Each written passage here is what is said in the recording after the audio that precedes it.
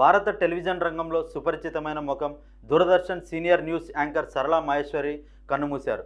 ఆమె మృతి పట్ల Doordarshan national channel social media వేదికగా తీవ్ర సంతాపం వ్యక్తం చేసింది. ఆమె సౌమ్యమైన స్వరం, స్పష్టమైన ఉచ్చారణ, వార్తలను హుందాగా అందించే తీరుతో భారతీయ వార్తా ప్రపంచంలో ప్రత్యేక స్థానం సంపాదించుకున్నారని నివాళులు అర్పించింది. దూరదర్శన్ కుటుంబం తరపున సరళ మహేశ్వరికి హృదయపూర్వక నివాళులు. ఆమె తన సరళతో, హుందాతనంతో వీక్షకులలో చెరగని ముద్ర వేశారు అని డీడీ తన ఎక్స్ ఖాతాలో పోస్ట్ చేసింది. సరళతో కలిసి పనిచేసిన సీనియర్ యాంకర్ షమ్మి నారంగ్ కూడా ఆమె మృతిపై విచారం వ్యక్తం చేశారు. సరళ సౌజన్యానికి, మర్యాదకు ప్రతిరూపం, అపారమైన భాషా పరిజ్ఞానం కలిగిన వ్యక్తి అని ఆయన పేర్కొన్నారు. ఆమె మృతితో టెలివిజన్ జర్నలిజంలో ఒక స్వర్ణయుగం ముగిసిందని మహిళా కాంగ్రెస్ అభివర్ణించింది. ఢిల్లీ యూనివర్సిటీలో పీహెచ్డీ చేస్తున్న సమయంలో 1976లో సరళ మహేశ్వరి దూరదర్శన్లో న్యూస్ అనౌన్సర్గా తన కెరీర్ను ప్రారంభించారు. భారత టెలివిజన్ రంగంలో లైవ్లో వార్తలు చదివిన తొలితరం యాంకర్లలో ఆమె ఒకరు. 1984 వరకు డీడీలో పనిచేసి ఆ తర్వాత యూకే వెళ్ళి 1986 వరకు బీబీసీలో న్యూస్ రీడర్గా సేవలందించారు.